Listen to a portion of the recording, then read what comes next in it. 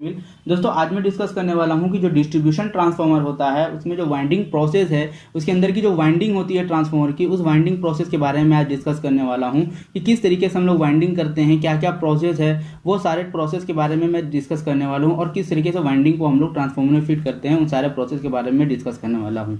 तो जैसा कि आप यहाँ पर देख सकते हैं कि यहाँ पे एक मशीन है जिसके ऊपर वाइंडिंग की जाती है। ठीक है, ये एक मशीन है जिसके ऊपर वाइंडिंग की जाती है। तो यहाँ पर मशीन में सबसे पहले हम लोग कोर की डायमेंशन लेते हैं। कोर की डायमेंशन के हिसाब से हम लोग यहाँ पर मशीन में जो डाया है उसका, ठीक है, जो सिंपल है उसको फिक्स करते हैं। यहाँ पर फिक्स करने के बाद जैसा कि आप यहाँ पर देख रहे हैं कि अच्छे तरीके से फिक्स कर लेते हैं ताकि जब बाद में इन बिटवीन में, यानी कि वाइंडिंग की इन बिटवीन हमें कोई प्रॉब्लम ना हो, इस वजह से हम लोग इसे टाइटली फिट कर लेते हैं। उसके बाद हम लोग सभी जानते हैं कि जब वाइंडिंग जब शुरू करते हैं तो सबसे पहले हम लोग इंसुलेटिंग पेपर से हम लोग क्या करते हैं, उसे लेमिनेट करते हैं, इंसुलेशन पेपर का यूज़ करते हैं। तो उसी तरीके से यहाँ पर भी किया जा रहा है कि इंसुलेटिंग पेपर को लेते हैं। इंसुलेटिंग पेपर लेने के बाद हम लोग यहाँ क्या कर रहे हैं, यहाँ पे इंसुलेट कर रहे हैं, उसे एक लेयर लगा रहे हैं इंसुलेशन का। तो इस पेपर जो डिफरेंट टाइप के इंसुलेटिंग पेपर आते हैं, तो यहाँ पर देख सकते हैं जो पेपर है उसका नाम है हमारा 10 बेन पेपर। ठीक है, 10 बेन इंसुलेशन पेपर यहाँ पर है और इसे अच्छे तरीके से वहाँ पर हम लोग फेविकॉल के थ्रू, हम लोग यहाँ पे गम के थ्रू यहाँ पर लगा देते हैं। ठीक है, उसके बाद जहाँ पर देख सकते हैं कि साइज़ के हिसाब से, यानी कि जो साइज़ है, जो उसका विड्थ है, उसके हिसाब से हम लोग उसके विड्थ के हिसाब से हम लोग यहाँ पर इंसुलेटिंग पेपर जो है उसकी हम लोग कटिंग कर लेते हैं। क्यों कटिंग करके हम लोग रख लेते हैं ताकि अच्छे से, मतलब कि बाद में ये ना हो कि हमें कम पड़ जाए तो फिर हम बाद में जाएं। तो पहले ही हम लोग ये सारा प्रोसेस कर लेते हैं, सारा काम कर लेते हैं कि साइज़ के हिसाब से हम लोग कट करके रख लेते हैं। जैसा कि आप यहाँ पर देख रहे हैं कटिंग की जा रही है। ठीक है, साइज़ के हिसाब से वो आप देख रहे हैं, वो साइज़ है इसका, तो साइज़ के हिसाब से यहाँ पर कटिंग हो रहा है उसका। तो मतलब कि एक तरीके से जैसा कि आप देख सकते हैं यहाँ पर बहुत सारे हम लोग यहाँ पर कट करके रख लिए हैं। ठीक है, अब यहाँ पर वापस से मशीन पे जाते हैं और अब क्या हुआ, जैसे कि यहाँ पर इंसुलेटिंग पेपर, तो फर्स्ट ऑफ ऑल हम लोग इंसुलेटिंग पेपर लगाते हैं। लगाने के बाद अब यहाँ पर वाइंडिंग प्रोसेस शुरू होगा कि किस तरीके से हम लोग टर्न्स को रखते हैं, मतलब कि टर्न्स करते हैं।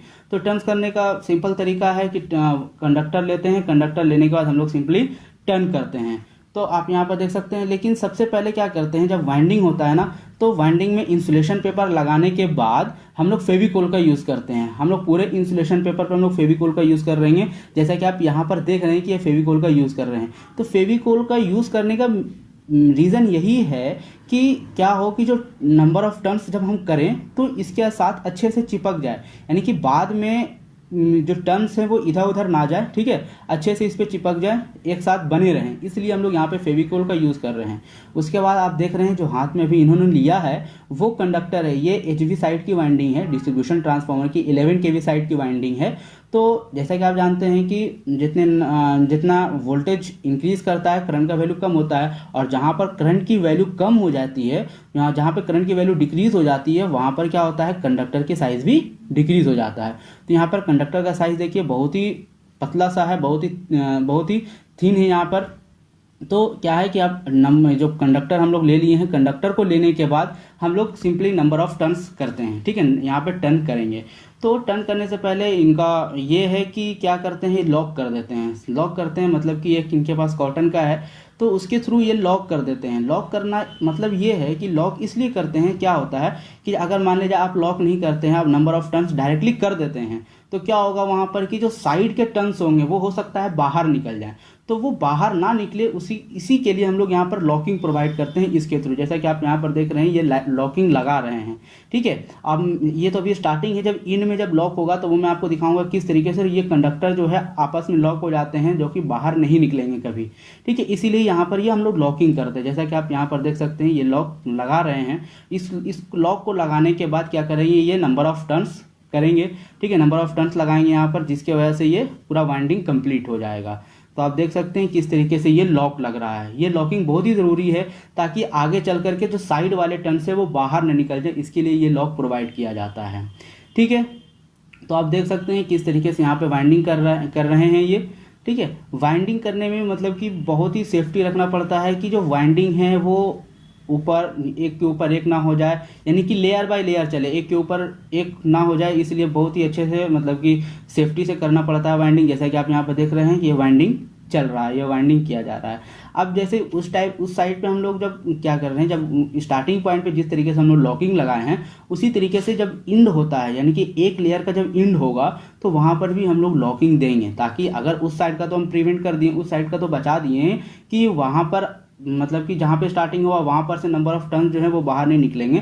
तो इस साइड से भी तो हमें बचाना है कि यहाँ पर के जो साइड वाले टर्न्स है वो बाहर ना आ जाए, इसलिए यहाँ पर भी हम लोग लॉकिंग का यूज़ कर रहे हैं। ठीक है, जैसा कि आप यहाँ पर देख सकते हैं, यहाँ पर भी हम लोग क्या कर रहे हैं, लॉकिंग का यूज़ कर रहे हैं। जिस तरीके से वहाँ पर किए हैं उसी तरीके से हम लोग यहाँ पर भी करेंगे। ठीक है, तो ये लॉकिंग का बहुत ही बेनिफिट्स है जो मैं आपको दिखाऊंगा किस तरीके से लॉक हो जाता है, जो वाइंडिंग है आपस में वो किस तरीके से लॉक हो जाता है, वो मैं आपको लास्ट में दिखाऊंगा कि किस तरीके से लॉक होता है। ठीक है, जब ये वाइंडिंग पूरा हो जाएगा तो मैं दिखाऊंगा आपको किस तरीके से ये लॉक होता है। तो ये लॉक करना भी बहुत ज़रूरी है ताकि साइड वाले टर्न्स बाहर ना निकले। ठीक है, तो आप देखिए यहाँ पे किस तरीके से वाइंडिंग हो रहा है, और ये खास ध्यान रखना है कि जो नंबर ऑफ टर्न्स हैं वो एक के ऊपर एक ना हो जाए। देखिए इनका क्या है कि इनको नंबर ऑफ टर्न्स जो हैं वो टोटल 3000 नंबर ऑफ टर्न्स करने हैं। ठीक है, 3000 नंबर ऑफ टर्न्स इनको करने हैं, तब जाके 11 kV के लिए ये पूरी वाइंडिंग कंप्लीट हो जाएगी। ठीक है, तो हम लोग जैसा कि जानते हैं कि एक वाइंडिंग यानी कि एक लेयर होने के बाद क्या करते हैं, फिर से इंसुलेशन पेपर लगाते हैं, फिर एक लेयर करते हैं, फिर एक लेयर के बाद इंसुलेशन पेपर लगाते हैं। तो इसी तरीके से ये प्रोसेस चलती जाएगी जब तक कि 3000 टर्न ना हो जाए। ठीक है, जब तक कि 3000 टर्न ना हो जाए तब तक ये प्रोसेस चलती जाएगी। जैसे देखिए कि फिर से इंसुलेशन पेपर ये लगा रहे हैं, इंसुलेशन पेपर लगाने के फिर एक बार ये लेयर लेंगे पूरा टर्न का नंबर ऑफ टर्न्स के, फिर से एक लेयर लेंगे, फिर उसके बाद फिर से इंसुलेशन पेपर करेंगे, फिर एक नंबर ऑफ टर्न्स लगाएंगे एक लेयर। इस तरीके से इनको 3000 टर्न जो है वो पूरे करने हैं। ठीक है, तब जाके ये 11 kV साइड की ये वाइंडिंग कंप्लीट हो जाएगी। तो जैसा कि आप यहाँ पर देख सकते हैं, यहाँ पर देखिए कि जो नंबर ऑफ टर्न्स जो है जब ये कर रहे थे वाइंडिंग, तो ये नंबर ऑफ टर्न्स एक के ऊपर एक चढ़ गया है। ठीक है, एक के ऊपर एक आ गया है, तो ऐसा बिल्कुल भी नहीं होना चाहिए। ठीक है, मतलब कि लाइन से होना चाहिए, एक के ऊपर एक नहीं जाना चाहिए। आप वहाँ पर देख सकते हैं, मैं आपको दिखा रहा हूँ कि वहाँ पर क्या है, वो कंडक्टर है, वो कंडक्टर का बंडल है जिसके थ्रू यहाँ पर कंडक्टर आ रहा है, वो कंडक्टर का बंडल है। ठीक है, तो यहाँ पर इनसे देखिए कि आप यहाँ पर जो लेयर हैं वो एक के ऊपर एक चढ़ गए, तो ऐसा बिल्कुल नहीं होना चाहिए, इस चीज़ का खास ध्यान रखा जाता है। ठीक है, फिर देखिए इसी तरीके से प्रोसेस चलता जा रहा है। देखिए अब क्या है, इंडिंग पॉइंट पे हम लोग आ गए हैं, तो इंड पॉइंट पे देखिए किस तरीके से लॉक करते हैं। 3000 टर्न कंप्लीट हो गया है, तो अब इंडिंग पॉइंट में क्या है, देखिए किस तरीके से हम लोग लॉकिंग प्रोवाइड करते हैं। जैसा कि आप यहाँ पर देख सकते हैं, देखिए यहाँ पर क्या हुआ कि जो वहाँ पे कटिंग करके हम लोग वापस से इसे पैक कर दिए हैं, कट करके वापस ऊपर लाके इसे हम पैक कर दिए, तो वहाँ पर क्या हो गया, लॉकिंग हो गया। आपको मैं दिखाऊंगा अभी किस तरीके से लॉक हो गया है। ठीक है, जैसा कि आप यहाँ पर भी देख लीजिए किस तरीके से हो रहा है। ठीक है, ये वाइंडिंग प्रोसेस है, ये आप इंडिंग पॉइंट पे इसका वाइंडिंग कंप्लीट हो गया ये 11 kV के लिए। देखिए यहाँ पर देखिए आप, ये वाइंडिंग कंप्लीट रखा हुआ है, और आप यहाँ पे व्हाइट वाला देखिए आपको दिख रहा होगा लॉक हो गया है, जिससे क्या होगा कि आपस में लॉक हो गया, अब ये बाहर निकल नहीं सकता नंबर ऑफ टर्न।